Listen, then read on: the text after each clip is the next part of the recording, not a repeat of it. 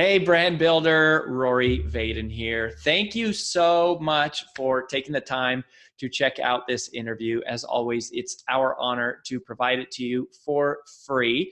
And wanted to let you know there's no big sales pitch or anything coming at the end. However, if you are someone who is looking to build and monetize your personal brand, we would love to talk to you and get to know you a little bit and hear about some of your dreams and visions and share with you a little bit about what we're up to see if we might be a fit. So if you're interested in a free strategy call with someone from our team, we would love to hear from you. You can do that at brandbuildersgroup.com/podcall, brandbuildersgroup.com/podcall. We hope to talk to you soon. Hey everybody, and welcome to the Influential Personal Brand. This is AJ Vaden here. I am one of your co-hosts along with my partner in crime, Rory Vaden. And today I'm always excited because we have such awesome guests, but I'm especially excited for our guest today because Amberly Lago is one of those people that even though we're on Zoom and she and I have never actually got to meet in person, you can feel the joy that just emanates from her being. And it's like, to honestly, like your whole aura just like brightens the room. And even when you're over Zoom, it still does that. And I love to get to spend time with you. I love to get to talk to you. And I'm so excited to introduce you to our audience. But for anyone's listening, if you ever had a friend or if you've ever known anyone that just being around them makes you in a better mood, that's what you're going to get from Amberly today. So wherever you are, here's why you need to stick around. You're going to leave the next 45 to 55 minutes in a better place than where you started. That I can promise you.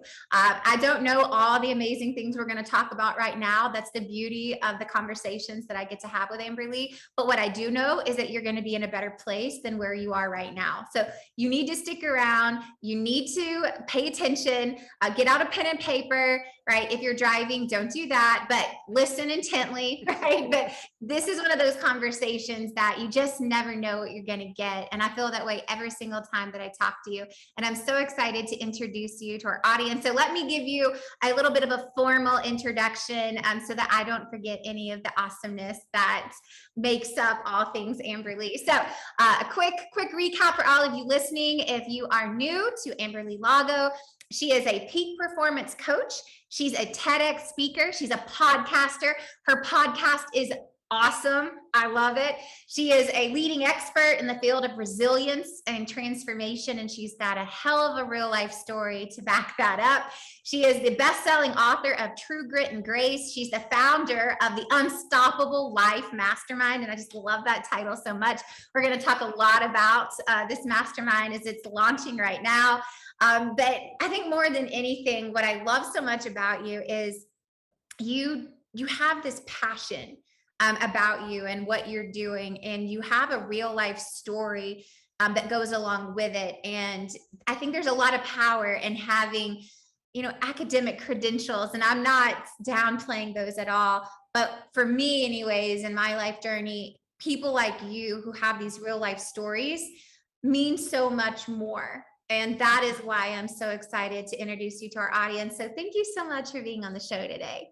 Oh my goodness, AJ, I just love you. Did you see me kind of grabbing my arms when you started talking? It's because I had goosebumps, because when you were talking, I was thinking the exact same thing about you, that when I see you, even through Zoom, I'm like, oh my goodness, you radiate joy and light. And just so I'm so grateful to be here and connect with you again and with your audience. So thank you for that most amazing introduction.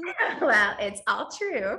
And I'm so excited to introduce you to our audience. And for all of you who are listening, you know that we bring on really special guests that kind of like pull back the veil and kind of give a behind the scenes, real life perspective of how do you build a personal brand? How do you become known for something?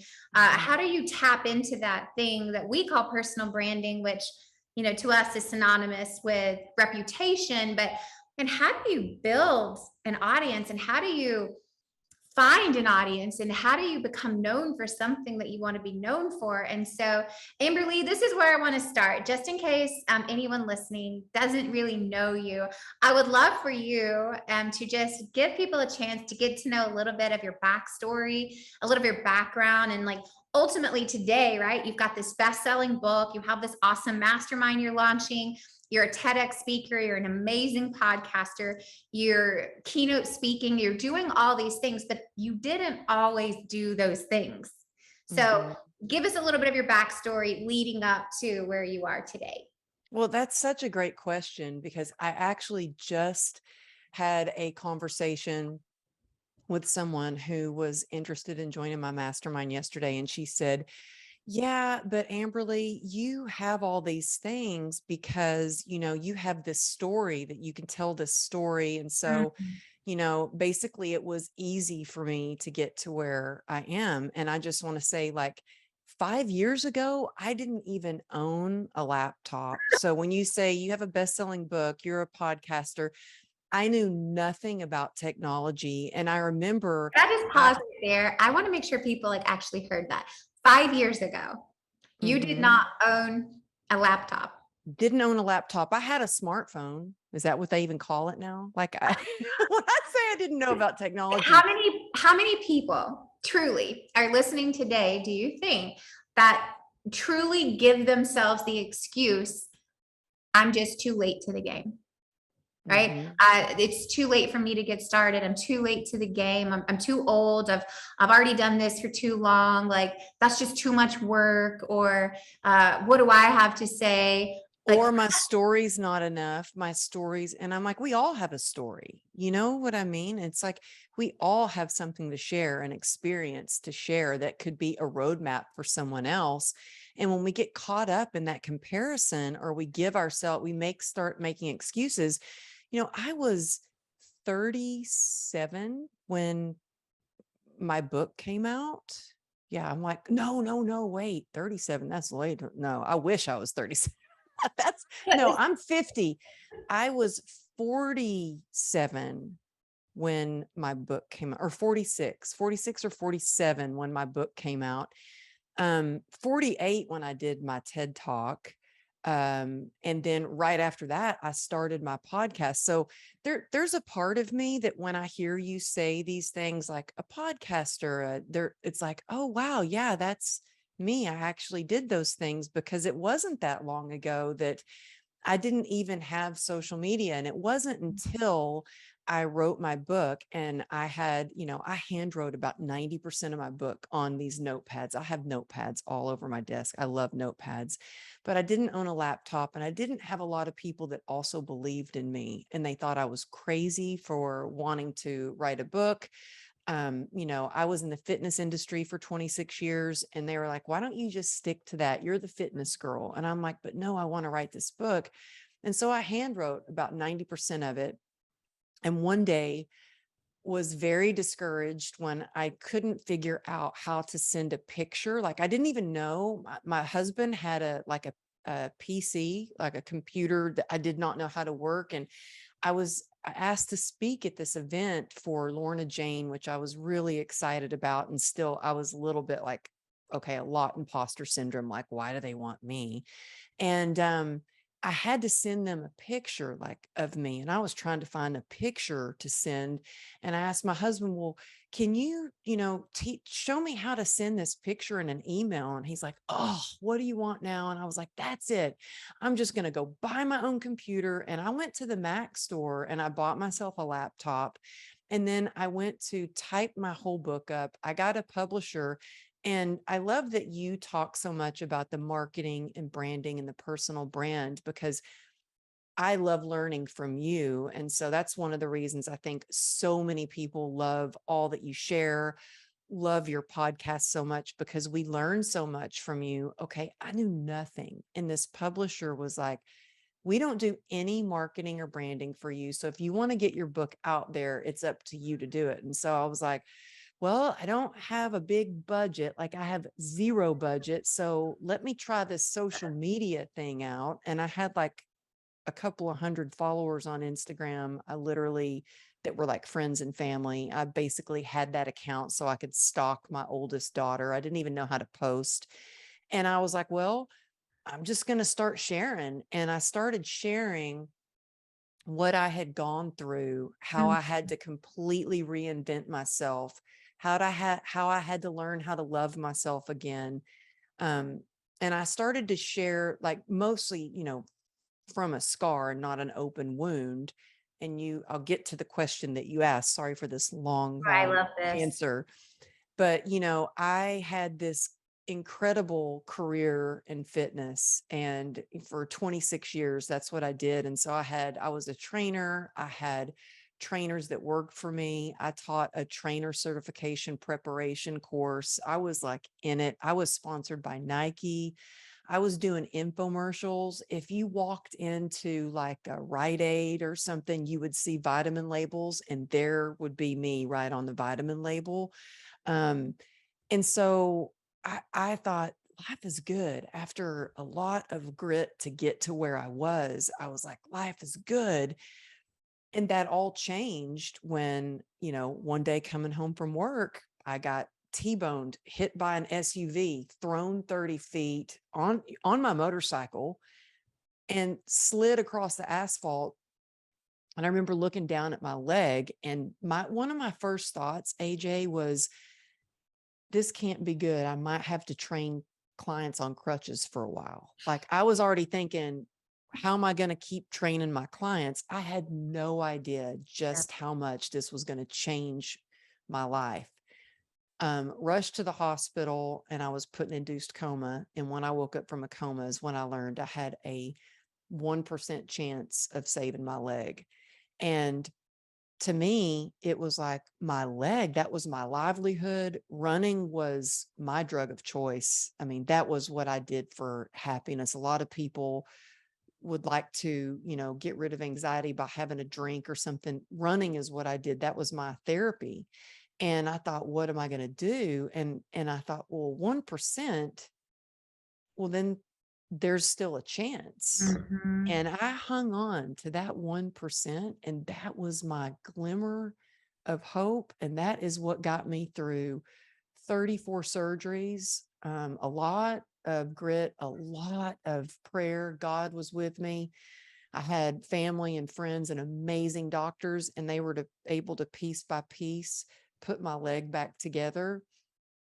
But when I got home from the hospital is when the real journey began. So it was all the things that I always say pain has been my greatest teacher, Mhm. because it wasn't just the physical pain and the excruciating, physical therapy and, learning how to walk again.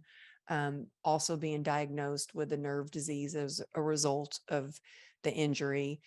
Everything that I learned through that and was able to, hit what I call my rock foundation, because that's where I started to build my life back up. I thought, this can't have happened for nothing. Like, there's got to be, I want other people to know that they can hang on to hope, that they can, all you need is just a glimmer of that hope to keep moving forward. Because I was in a place where I did not want to live. I went from surviving this accident and 34 surgeries to really sinking down into despair and depression, and went from being this fitness expert to all of a sudden I was drinking every day to try to cope with the pain. And it was at that moment, there was a turning point where I thought, there's got to be more to life than this. And climbing my way back out of that and rebuilding myself in every way, spiritually, mentally, physically, financially. I mean, we had $2.9 million worth of medical expenses. And so, for anybody listening who is going through a struggle right now, whether it is financially or physically or emotionally, I think there's been a lot going on in the world.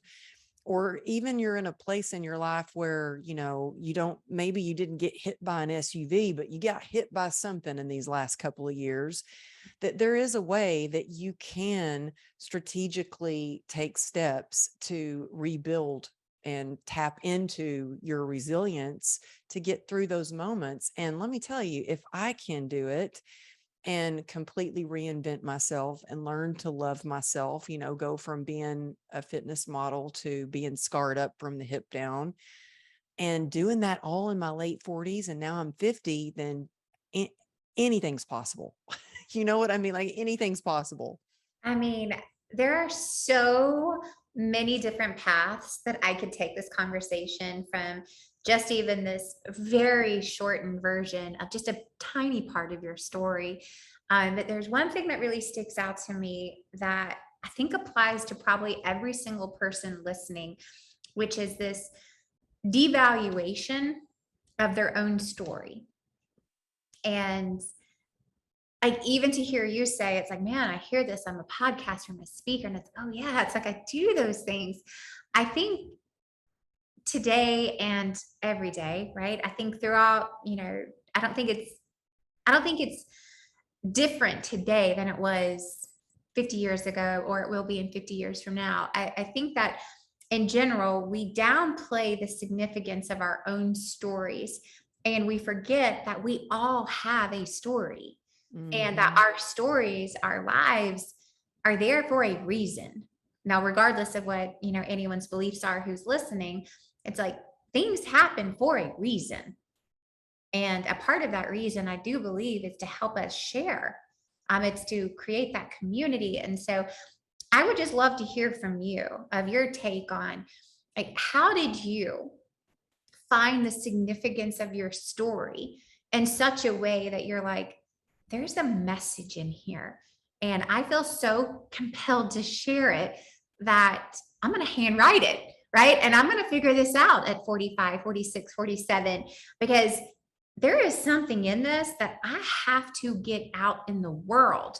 And I think that's a really important thing, because we all have those things, and most of us just don't find a way to share them. And it doesn't Mhm. matter to me that you don't have to be an author or a speaker or a podcaster or anything to go, I have a story that has the ability to shape and even change someone else's life. So I could share it to a friend, to an employee, to a stranger, to my barista at the coffee shop. But how do you find the significance of your story and believe that it has the power to actually make a difference? And so I'll just start with, how did you do that?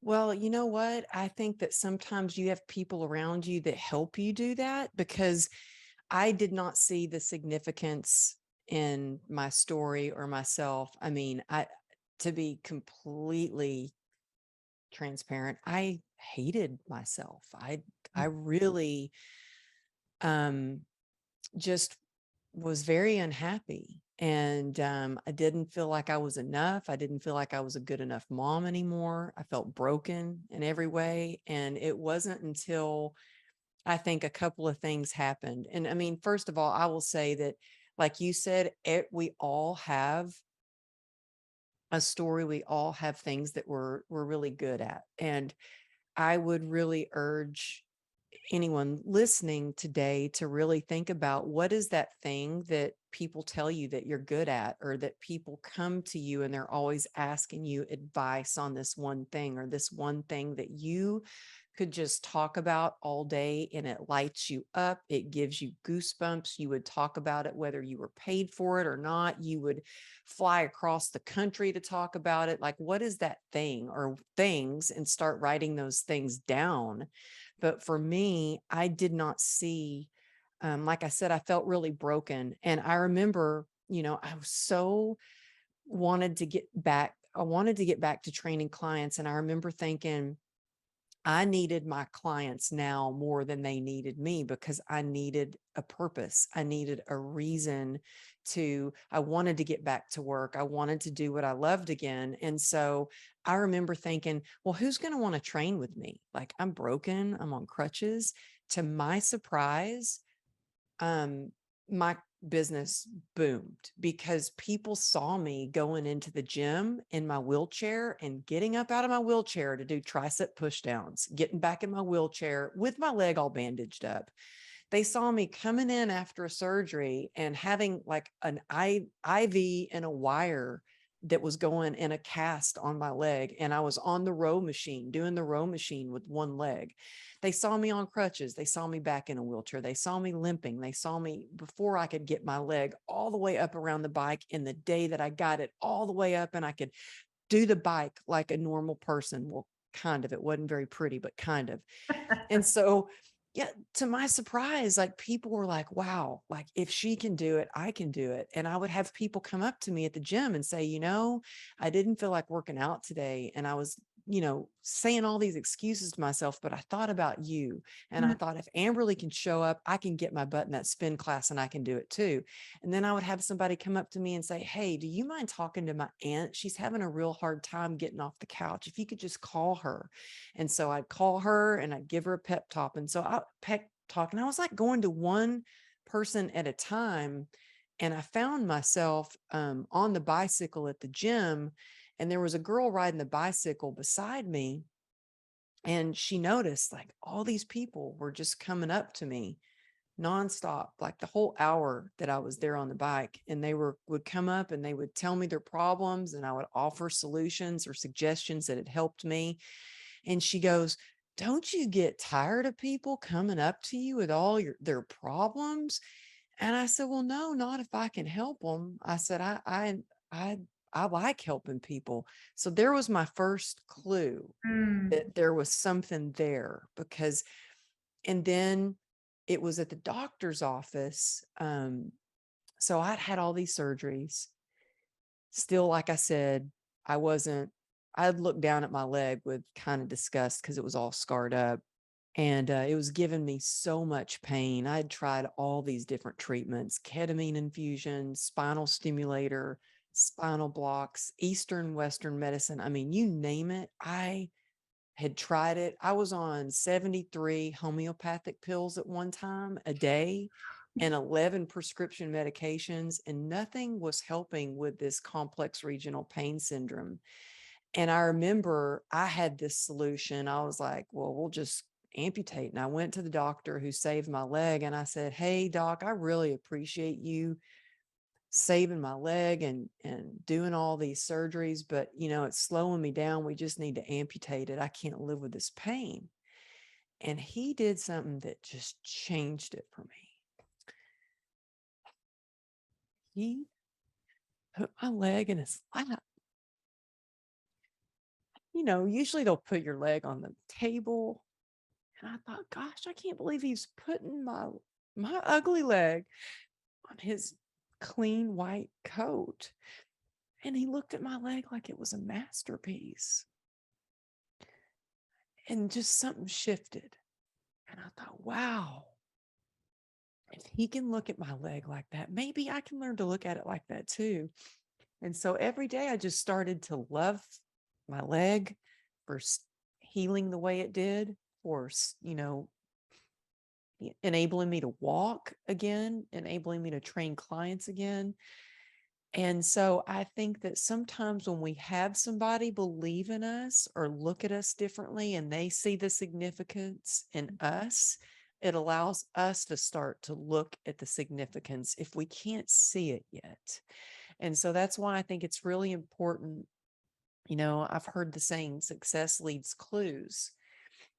When I started getting asked more and more to share my story because it was genuinely helping people and inspiring them and giving them hope, I said, well, how can I make myself better? How can I learn more? And I just dove into, you know, getting better in every way, spiritually, physically. I already worked really hard on physically trying to get better, but mentally, emotionally. And then I started getting, to my surprise, getting asked to speak at like bigger events. And then I thought, well, I think I want to do this thing. I think somebody said, you should write a book. And I thought, well, maybe I could make a bigger impact. If I wrote a book, it wouldn't be one person at a time. Maybe, just maybe, somebody would read this and I could share how I got through all of the struggles, and it would help them get through some adversity they might be going through too. And so that's what made me decide to write a book. But I think that, if we think about some of the things that we love doing, what brings us joy, I love people. Being with people brings me joy. Being with people and seeing the transformation in them, ooh, that's my favorite thing. And so when we think about what brings us joy, what we're really good at, those questions that people ask us all the time, and it doesn't have to be even people in your real life. What are people on social media asking?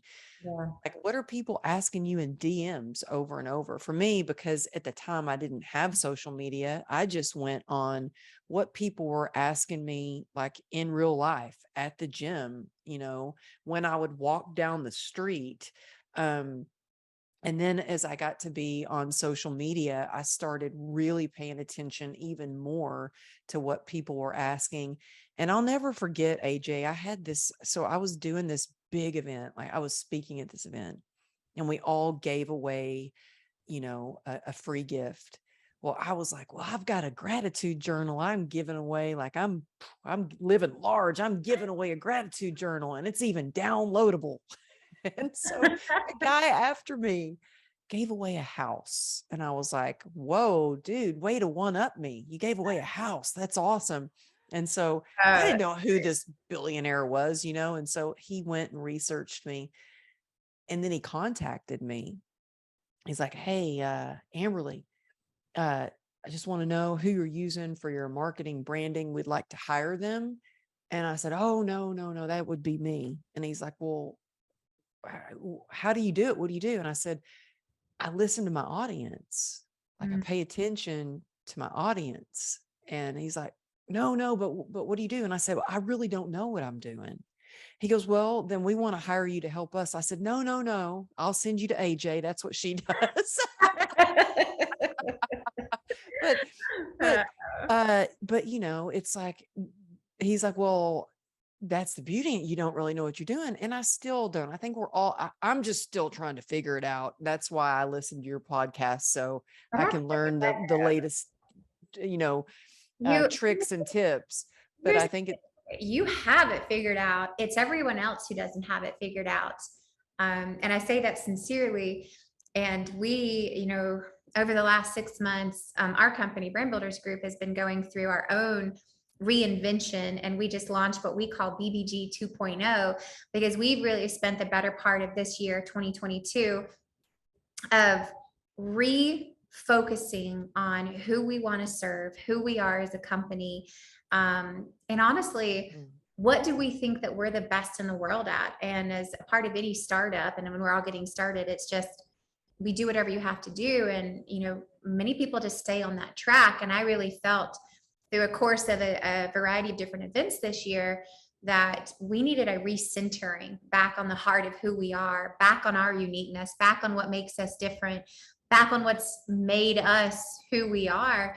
And you said something in that I just want to touch on for a minute, because I think where you have it figured out that truly no one else does is you learned the power of your surroundings. And most of us don't learn that. You see, that the challenge that I see with so many people today is what they're looking for is an audience. And an audience is just another way of saying a collection of individuals. And what we really need to be saying is, how do I reach an individual? And people want to see numbers, not people. And you saw people, and people saw you. And for anyone who wants to build their personal brand, build their reputation, grow their business, they need to focus on the people that are already in front of them. The people at the gym, right? The people in the doctor's office, the people that you already have access to. That's where you start. And it's so weird to me, and we may have talked about this before, that most of us, and myself included for a long time, we spend more time trying to find and attract strangers on the internet than we do trying to build relationships with people we see every day. And it's really them who don't have it figured out, Amberly. Well, I spoke at a friend's mastermind it was beautiful. I don't know if you've ever been to Sundance, but I had never been to Sundance, and it was in Sundance, Utah. beautiful. And when I'm at events, I am there for the people. Like I am there the whole time. And when I'm speaking at any event, I don't just go and speak on stage and leave. I am there to meet people because I love people. And I'm there to be all in. Like my schedule's blocked out. I'm not taking a bunch of calls. Like I am there. And even my family knows like that when I'm at an event, I'm there. And unless like, I talk to them at night, but during the day, I'm like, if it's an emergency, call me twice, otherwise. And so this last event, I was speaking on a panel and my phone rang twice and I answered it. And my husband was like, see, I told you she would answer it if you called her twice in a row. It's a test, just a test drill. It's a test. But yeah, but I am there and for the people. But that, quite honestly, is what most people are missing today. I really do believe that. It's like, we talk a lot about online marketing and social media and funnels and webinars at Brand Builders Group. But to be really honest and transparent, where we shine is in the offline reputation. Everything that we can attest to in our entire business and why Brand Builders Group even exists has nothing to do with podcasting or email lists or social media or websites or design. It has to do with long-standing offline relationships that we spent time and years nurturing and building and pouring into and giving to give, not to receive. And because of those relationships is how everything else came along. And it's no different than what you've done. It's like you became known in the gym and then they're like, well, I need you to know other people. And then those people are going, I need you to know other people. And it's like the real magic is in that. It sure is. And I mean, AJ, that's how we met. Yeah. I had like 3 people saying, oh, do you know AJ? You have got to meet AJ. She's amazing. You just have to meet her. So by the 3rd person, I was like, who is this AJ? But the same thing happened to me. It was like it was like boom. It was like just like the world's like, like colliding of all these different relationships. But I think that's the beauty of what I love about this part of your story is it's people got to know you and it's through relationships and it's through all these things that it's trust, right? It's like, I know that, I love what you said. It's like, my goodness, if she can do it, I can do it. I think about, I have a girlfriend who has quadruplets that are 6 months older than my oldest. And when she got pregnant with quadruplets, she had an 18-month-old. And every single day where I have a hard mom day, I'm like, I have 2, she has 5. I have 2, she has 5. And it's like, if she can do it, I can figure this out. I've only got 2. And it doesn't mean that it's not hard, but it's like, that's what she is for me in motherhood but that would never happen if there wasn't a relationship. Mm-hmm. And it's like, people look to finding these big online audiences like that means something, where really what means something are the lives that you touch and get to know. And that's what you have figured out. That's what you do naturally. And that's why people love you. Oh, thank you. Can I just hang out with you all day? We just make each other feel good. I like it though. But it's like, I think that is really important. And then and I love what you said. And it's like, then I said, well, if I write a book, I can reach more than just one person. Mm-hmm. So what I would love to talk about, because so many of the people in our audience and people listen to this are people going, well, how do I get a book deal? Like, how do I get this into the hands of people? And so I love this question. I have my own thoughts of love-hate relationship with the publishing world.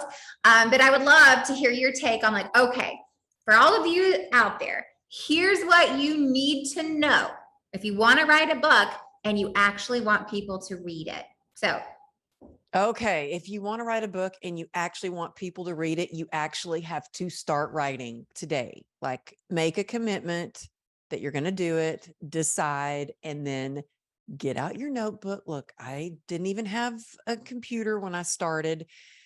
And I would get discouraged along the way, and I would have that soundtrack going on in my head, like, who do you think you are? Like, who cares about what you have to say? Like, you're not smart enough. You don't have a college degree, like all the things I would tell myself. But then I would focus on, this isn't about me.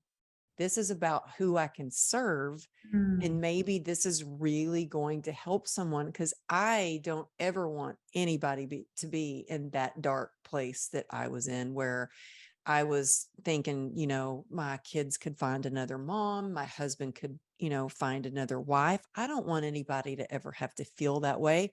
But mostly I don't want anybody to ever feel like they're alone, that they, pain tends to isolate, and isolation for me led to addiction. And so whatever I could do, that's why I wrote my book, like that you can get through hard times. But I would say start writing. There's so many ways to do a book. Whether it's hybrid, whether it's self, whether it's traditional, you have to decide how fast do you want your book to get out there. So talking about, people, again, I got my publishing deal through people.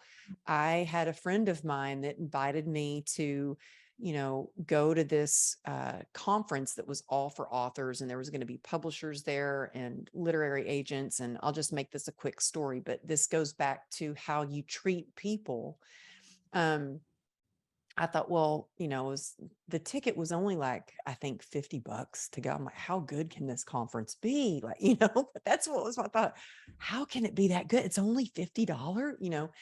So we go, it's in LA, and we get there, and I'm getting in the elevator, and I see this guy running to the elevator. So I hold the door open for him, and he's in a suit, and he's kind of got a sweaty brow, and he goes, "Oh, thank you so much. I'm running late." And I'm like, "Sure." And we start talking in the elevator. So I get up to the conference. He's got a table. He's a publisher. So I walk up, and I'm like, "Oh," he goes, "Thanks for holding the door for me." And I said, "You're welcome." I said, "You're a publisher." He said, "Are you an author?" I said, "Well, I have a manuscript." He goes, "Well, let me see what it is." So I got my foot in the door by holding the elevator door. Love that story so much. And, I, at the end of this conference, if you're writing a book, you can either do a book proposal, you can have a literary agent, you can self-publish, and you get your book out there a lot faster. But they had these booths set up, and it was like speed dating for authors. And we would go sit in the booth, and we would have like a minute to pitch our book. Well, I didn't even have a title to my manuscript yet. I had some stuff typed out that I had with me, no title. So it was a long day, 12 hours in. I hadn't had anything to eat, and I'm going to try to pitch this. I'm like, I'm doing it, man. I'm getting in front of every publisher. I'm getting in front of these literary agents. I'm going to pitch this thing, even though I don't have a title. I get to the very end. It's that publisher, and I sit down in front of him, and I collapse, and I got tears in my eyes. And he said, "Well, did you bring me something I can read?" And I said, "No." He said, "Well, why not?" And I said, "Well, I don't have a title yet. I don't feel like it's good enough." Like, I just opened up to him. He said, "You know what? Here's a book, How to Write a Proposal."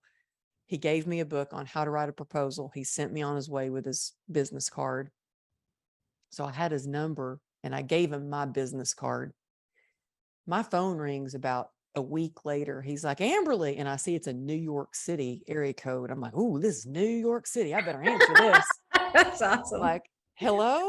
And I had told him if he was ever in LA, please let me know. I'd love to have him and his wife over to dinner.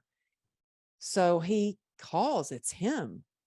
And I'm like, "Hey, Terry." I said, "Oh," I said, "are you in town?" I said, I'd love to have you and your wife over for dinner." He said, "No, Amberly, I want to read your manuscript." Like, he's like, "No, duh. I'm inviting him over for dinner." He's like, "No, I want to read your manuscript." So I ended up sending it to him. I got the book deal. They weren't a huge publisher. So I knew I needed, thankfully, one of my clients was she was an editor, a successful editor. And she said, "Amberly, you don't have a great publisher, so you need a really good publicist to Mm. vet your book." So there's two ways of doing it. You can I think you can self-publish and you can get your book out in a month.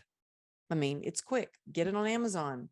If you've got a huge following on social media with a connected audience and they're just waiting for the day that you publish that book, self-publish. You could invest in a publicist and get connected, who knows, to major media, whether it's a TV show, big podcasts like AJ's, or you can do the traditional publishing or hybrid. I did hybrid publishing.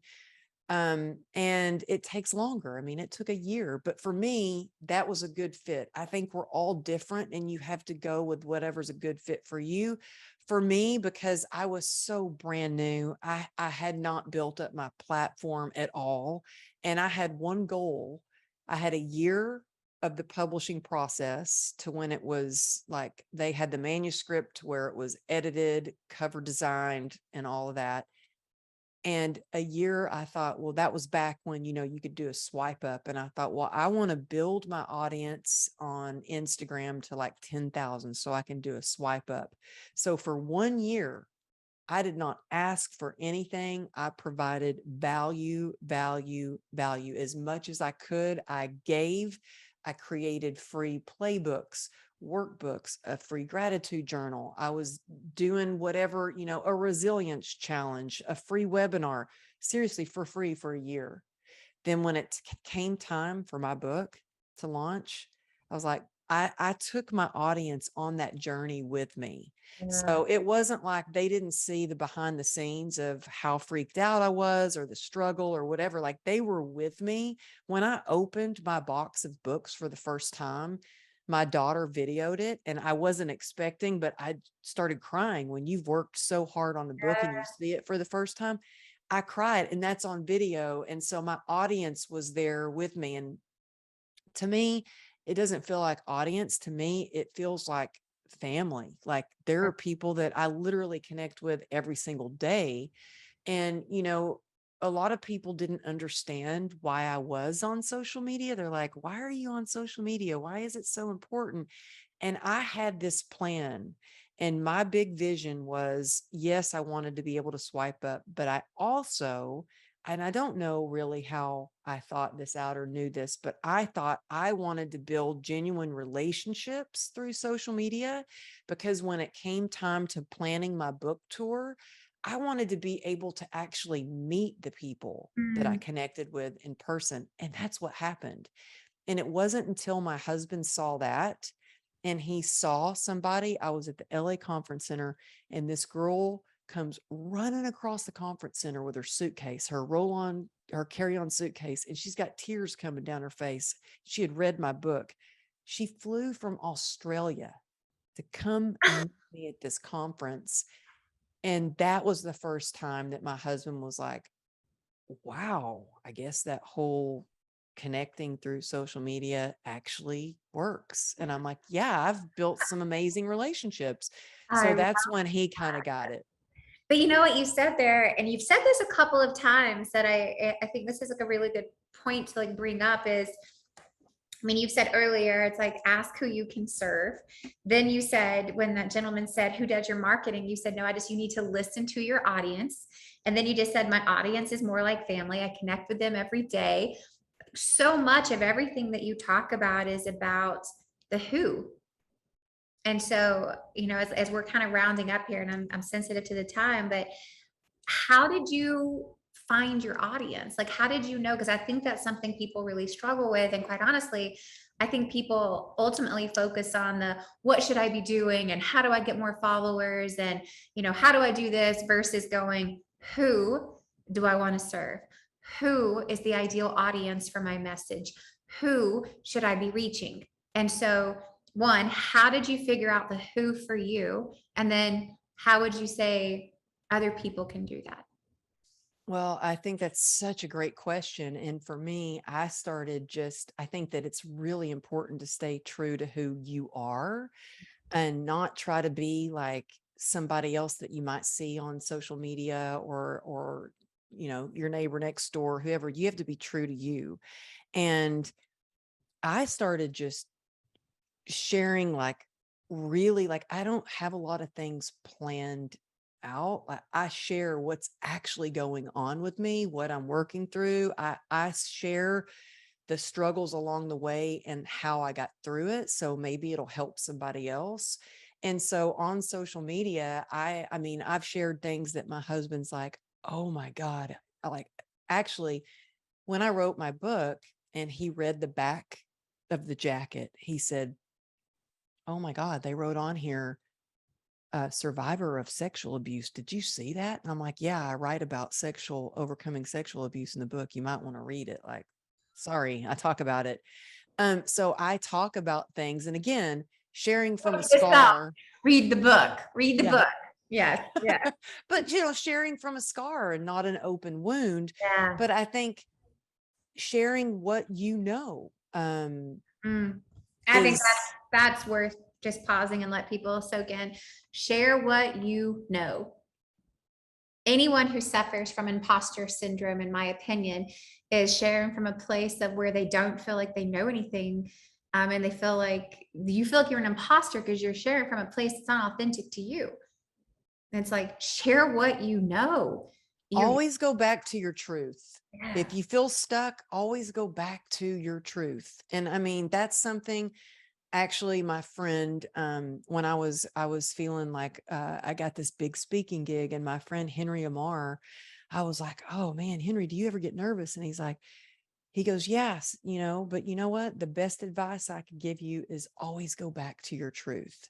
So if you're ever stuck, you're ever like, I don't know what to say, or even if you're on stage speaking, like always go back to your truth, the truth. I always heard that saying, the truth will set you free. Well, it's easy when you're just honest, then you don't have to overthink stuff because you're just being you. Yeah, I love that. And yeah, and I think too, all of that, it's like when you share what you know, it's like a part of that is you're finding your audience, but they're also finding you, right? But Hmm. that's when you share what you know and you are authentic to yourself. I think there's a part of that where you naturally start attracting people. Like we talk about this a lot. It's be a magnet, not a megaphone, right? And it's like Yeah. the more authentic you can be, it's like sometimes it's good to be a little polarizing, right? It's like you attract the right people and you repel the wrong ones, at least the wrong ones for you, right? Hmm. So, Yeah. yeah, go ahead. What were you I going was to going to say, yeah, you don't have to be everybody's cup of tea, say? which is kind of hard for, I'm an overcoming people pleaser and I just I want everybody to be happy. Well, you can't you don't have to be everybody's cup of tea. You can be somebody's, I don't know, shot of whiskey. I don't know. But that's true. I think that again, it's like there's an audience for anyone and anything, but it's really hard to attract an authentic audience if you're not being authentic. And that's And really, I think you can feel that I know I can't. Like you can sense when something's not quite right. yeah, I love that. So what would you say? It's like, what's the one thing that you would suggest for someone to do who's going, all right, well, how do I know who this audience is? Like, I don't know. It's like, what I hear from people all the time is, well, it's everybody. My message pertains to everybody. No, you know what? I think I focus on like I would say, and I mean, I'm no expert in this, but what I did to really start attracting, my people, my friends, is I'm not all over the place. I focus on, fitness, mindset, overcoming pain, being a mom, like like things that other people would relate to. Maybe when you're as big as somebody like, Jay Shetty or Mel Robbins, that you can talk about everything under the sun. And I think that's what a lot of people look to, is people that already have millions of followers. And yeah, they've been doing it for a long time and they have big teams and they may be able to talk about more things. But I think that when you get known for one thing, then you can kind of open it out and focus on other things. But I think it's really important to be known for one thing and start getting some traction there. That's at least what I did anyway. I was like, I started getting known for being that girl who was the grit girl. Then I started paying attention. People were hashtagging me resilience queen and grit girl and stuff like that. And I'm like, oh, resilience queen. I kind of like that, grit girl. I like that Hey, too. I'll take it, and I started paying attention to like what people were saying. In meantime, I'm just focusing on sharing what I know, not going too off topic, like sticking to what my truth is, being completely authentic. Sometimes my husband's like, you're saying like you're saying way too much. Like, really, do you have to share all of that? But that's how I have found, like, I've connected with sober sisters. Like, tomorrow I'm seeing one of my friends in Dallas. We met when I lived in LA and she lived in Dallas. Now we're friends. We get to see each other in person. And it was, when I started feeling comfortable about sharing about sobriety, that I Mm. started attracting more sober sisters and stuff like that, when I started talking a lot about how I was overcoming CRPS pain, I repelled some people and I attracted some. Yeah. I repelled the people that are like, you can't get through pain with your mindset. They didn't like me at all, which was kind of hard at first to have those like haters come out of the woodwork. It was after I was on the doctor's TV, I was thinking I was there to help people, and woo, they were mad. Not your audience. They were not, I was not their cup of tea.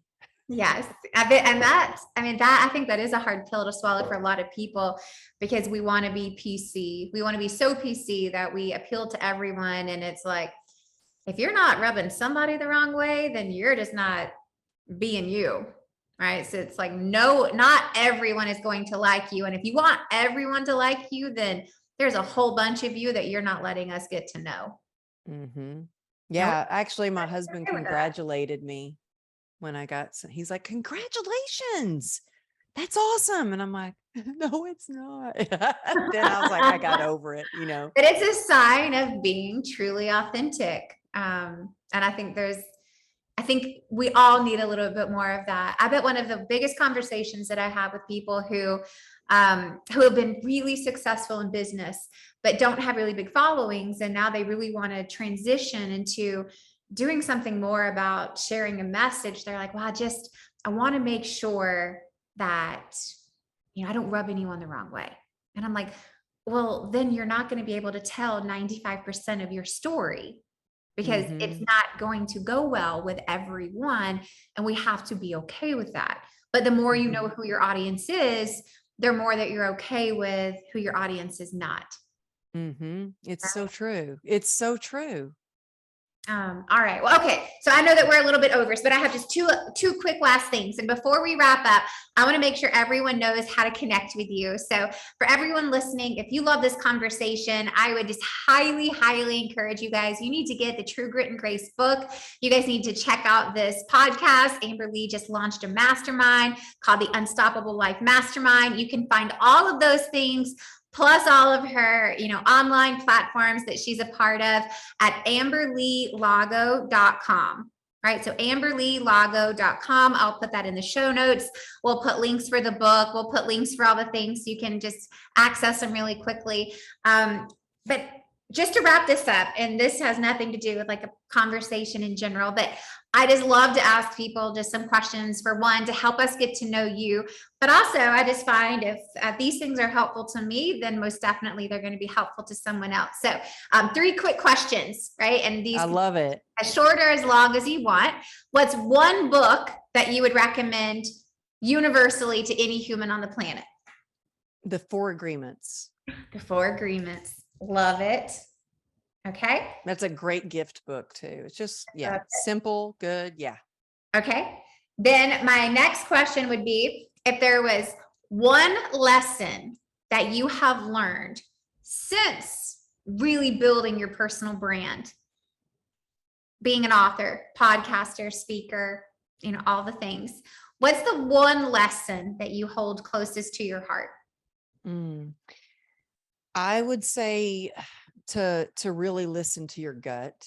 I know that's probably so weird, and you've probably not had anybody say that before, but to listen to your gut, because I think, as my brand kind of grew, a lot of distractions come along with that, and a lot of amazing opportunities come sometimes, and some that are not so amazing, some that they really want to use your brand to build their audience, which is normal, like that happens. And there's one thing that I did early on that I started getting some traction and, getting some followers, and I had this brand of teeth whitening thing that they sent me the teeth whitening, and they wanted me to advertise it on my Instagram. And I was like, oh, never done that, but send me the kit and I'll try it. If it works, I'll share about it. And it wasn't something that I did a lot. And I wasn't known for promoting things ever. I was not known. I mean, it took a year for me to promote my book. I was just not that, I wasn't like that typical person that was just buy this, buy that. That's just not me. And so I advertised the teeth whitening, but I tried to play it all into how important a smile is. I don't know, blah, blah, blah. I lost so many followers that day. People were just oh God, really? She's going to do that now? She's getting paid. So that was a very valuable lesson to me, because now, even with my podcast, I committed to going all in for almost 2 years with no advertisements. I was I'm going to add value so people start to listen and they know I'm serious about showing up and giving them value. And I just had somebody reach out for a sponsorship, and I was I have to try this, and I have to really love the products. And if I really love it, then we'll talk about a sponsorship. Well, I really love the product, but I'm still kind of I did the advertisement and I genuinely love the products, but is that the route I want to go? So I think it's important to listen to your gut, and know that you can know your audience. know your audience, Yeah. and how important it is to stick to your brand and your audience, and not be distracted by some shiny object or this would be good. It's for the long haul. Think of it for the long haul. And so that's what I think about, is listen to my gut and think of it for the long haul. Yeah, it's don't get distracted by the shiny things that you can take you off the path. That's good. I love that. I love that. All right, last one. Amber Lee, what do you want to be known for? I want to be known really as someone who is the first thing that came to mind is compassionate and a connector. I love connecting people.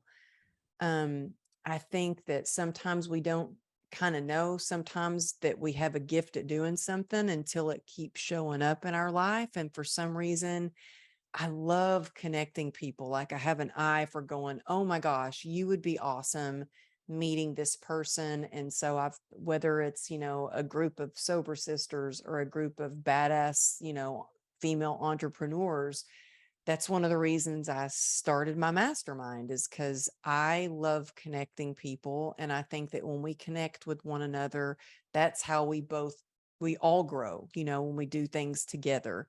And so I believe in abundance, and there's so much for us to have, such a life of success, and that we can all thrive. And so I guess I would like to be known as the kind connector. How's that? Take it. I love it. Oh my gosh. Thank you so much for being on the show. This has been such a delight. There's so many nuggets. I literally wrote down 10 different one-liners and just little nuggets.